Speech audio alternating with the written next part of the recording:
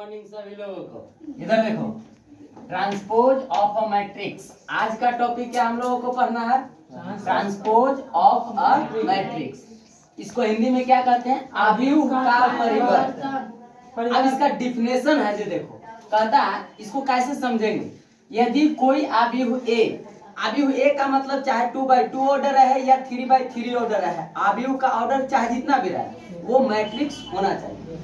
आव्यूह ए के प्रत्येक रो को कॉलम में बदलने पर जो मैट्रिक्स का निर्माण होता है वह ए का परिवर्त कहलाता है। इसे ए डैश द्वारा सूचित किया जाता है। अब एग्जाम्पल देखिए, 2/2 ऑर्डर का हमने एक मैट्रिक्स लिया जिसका नाम क्या दिया? A is equal to A11, A12, A21, A22। ये इसका एलिमेंट्स है। इसमें कितने रो है? R1 रो और R2 दो रो है। कॉलम भी C1, C2 दो कॉलम, मतलब इसका ऑर्डर 2/2 है। तो इसके ट्रांसपोज A का परिवर्त A डैश, इसका भी ऑर्डर 2/2 रहेगा। लेकिन बस इसमें परिवर्त क्या होगा? तो पहला रो के जितने एलिमेंट्स है वो सब पहला कॉलम में आ जाएगा और दूसरा रो के जितना एलिमेंट्स है वो सब दूसरा कॉलम में आ जाएगा। और ये जो मैट्रिक्स आया ऑर्डर सेम रहेगा, लेकिन इसका नाम क्या होगा? ए डैश।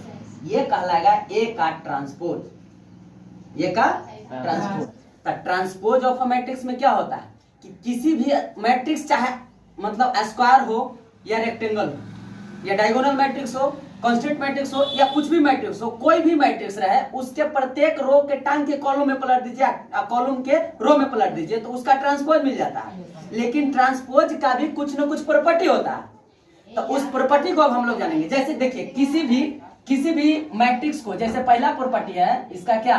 सबसे फर्स्ट प्रॉपर्टी, किसी भी मैट्रिक्स को ट्रांसपोज कर दीजिए और उस ट्रांसपोज का फिर ट्रांसपोज कर दीजिए।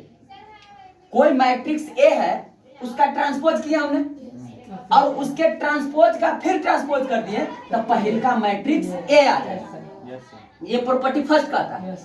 अब दूसरा प्रॉपर्टी क्या कहता है? प्रॉपर्टी नंबर 2 में कि कोई आव्यूह ए है, उसमें हम के अचर संख्या से गुना कर दी।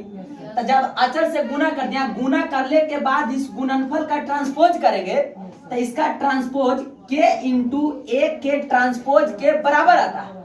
वेयर जहां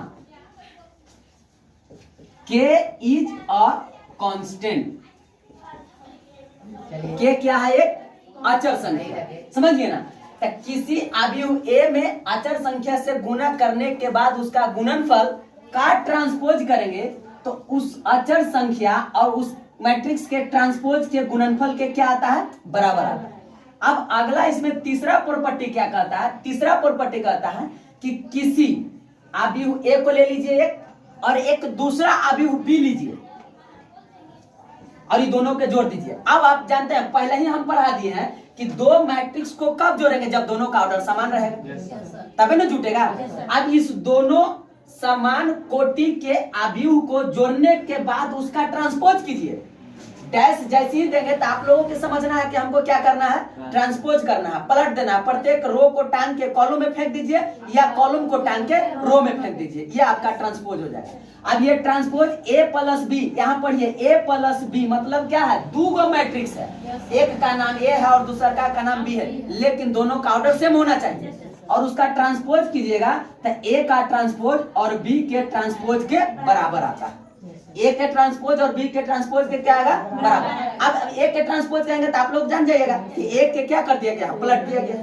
बी के ट्रांसपोज मतलब बी के प्रत्येक रो को कॉलम में फेंक दिया गया तो बी का ट्रांसपोज हो गया और दोनों के जोड़ देंगे तो आ जाएगा योगफल ए डैश प्लस बी डैश के कर बराबर होगा? ए प्लस बी के डैश के बराबर होगा।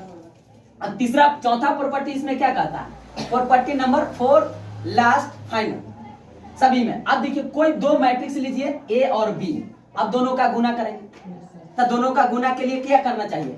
पहले का मैट्रिक्स के कॉलम और पिछला मैट्रिक्स के रो बराबर होना चाहिए, है ना? तो दोनों का गुना संभव हो जाएगा। तो जब दोनों के गुना संभव हो जाएगा तो दोनों मैट्रिक्स के गुणनफल का ट्रांसपोज इसके बी डैश इंटू ए डैश के बराबर होता है।